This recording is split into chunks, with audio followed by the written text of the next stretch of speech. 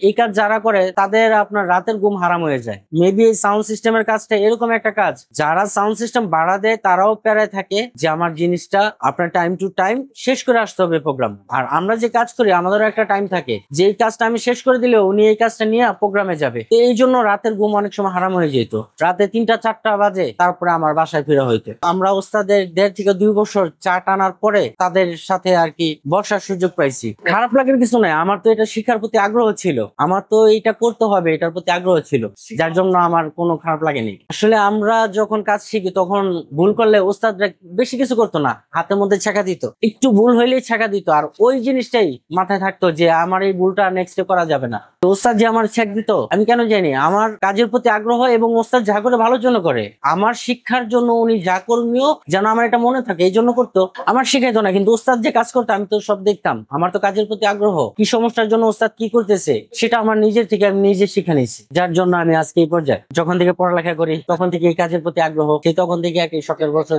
থেকে এলেনি, আজকে এটা আমার নেশা বা পেশা হয়ে দাঁড়াইছে। কাজ ছাড়া এখন কিছু বুঝি না। না করলে একটু খারাপ লাগে, যারা আমরা এই লাইনে আছি তারা অবশ্য আমার এটা বুঝবে যে কাজ না করলে, কেউ কাজ করা দেখলে আমাদের খুব তখন মন চায় নিজে নিজে ওই কাজটা করি, এরকম একটা নেশা এই কাজের প্রতি। যখন শুরু করি তখন কত 17 হবে, 17 থেকে 18 এরকম বয়সে আমার এই লাইনে আসা। যারা কাজ করতো তাদের ওইখানে দাঁড়ায় দাঁড়িয়ে দেখতাম কাজের প্রতি একটা আগ্রহ, যে কাজটা করতেছে আমিও করতে পারলে আমার ভালো লাগতো, কাজের প্রতি একটা ভালোবাসা জন্মাইলো। ওই তখন থেকেই জীবনে উচ্চ পর্যায়ে আসার জন্য একটা আকাঙ্ক্ষা থাকে মানুষের, এক একজনে করে না, বিজনেস করে, এই করে, আপনার এক একটা জব করে, কিন্তু আমার এই কাজটা কেন জানি তখন থেকে খুব ভালো লাগলো। ওই ভালো লাগার থেকে এই কাজের প্রতি আগ্রহ। আমরা যখন কাজ শিখছি এই কাজ তো আর এমনিতেই শেখা যায় না। এখন একজনে আপনার দেখা গেল একটা দোকানে গেলে কথাবার্তা বললে কাজে নিয়ে নেয়, কিন্তু আমাদের সময় এরকম ছিল না, শিখতে পারতেছি না। হ্যাঁ, মানুষ তো ছোট থেকে বড় হয়, এক জায়গা হয় নাই, ওই জায়গা থেকে তো আমি আইডিয়া পাইছি, ওই আইডিয়া থেকে তো আরেক জায়গায়, আর সেই জায়গা থেকে তো আজকে আমি এই যে আপনাদের সামনে দাঁড়া দাঁড়িয়ে দেখতাম উনি কাজ করতো, উনি ভিতরে কাজ করতো, আমি বাইরে দাঁড়ায় রাখতো আমাদের, কিন্তু আমার এতটুকু কাজের প্রতি আগ্রহ ছিল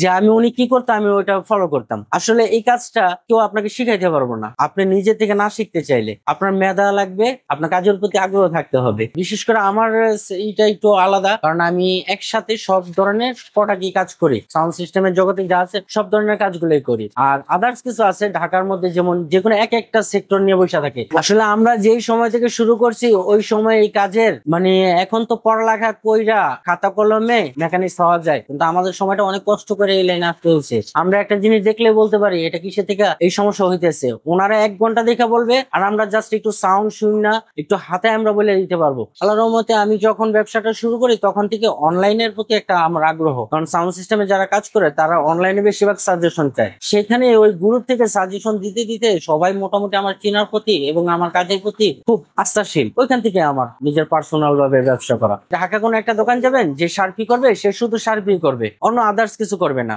আর আমি ওই রকম সিচুয়েশনে পড়া ফেস করে আমি বুঝতে পারছি যে আসলে একটা লোকের 10টা পণ্য থাকে, শার্পি থাকে, এমপ্লিফায়ার থাকে এবং মিক্সচার মেশিন থাকে। অনেকে মিক্সচার মেশিন কাজ করে না, ভাবে যে মিক্সচার মেশিন কাজ হবে না, ফালাই দেয় বা ঢাকা আসতে হয়, এই জন্য অনেকে পাঠায় না। তখন থেকে আমারই যে আমি কাজ করব A to Z, এই সেক্টরে A to Z কাজ করব, আমার যেন কেউ কোনো কাজ নিয়ে আসা যেন না ফেরত যায় আমার কাছ থেকে। তো ওইখান থেকে আমি সব ধরনের কাজ করি। আমার সব সেক্টরে কাজ করতে আসলে এটা মুখের কথা না, মোটামুটি সময় লাগে, কিন্তু আমার বিষয় একটু কমই লাগছে। আমি 2 থেকে 2.5 বছরের মধ্যে আমি এই কাজটা সম্পন্ন করতে পারছি। সম্ভব, কারণ এই কাজের একটা সূত্র থাকে। আপনি যখন যারা রেডিও ঠিক করছে এক পর্যায়ে তারা টেপ ঠিক করলো, যারা টেপ ঠিক করলো তারা এক পর্যায়ে সিডি ঠিক করলো, সিডি থেকে ডিভিডিতে আসলো, এইভাবে একটা পর একটা ধাপ থাকে এই লাইনের। ওই ধাপ অনুসারে আজকে আমি এই লাইনে। আমি এখন মূলত আপনার প্রফেশনাল যে এমপ্লিফায়ার গুলো থাকে, এমপ্লিফায়ার, তারপরে আপনার শার্পি, তারপর ডিএমএক্স, তারপরে স্পিকার, মিক্সচার, এই আদার্স সবকিছু সাউন্ড সিস্টেম সব ধরনের প্রোডাক্টই কাজ করে থাকি।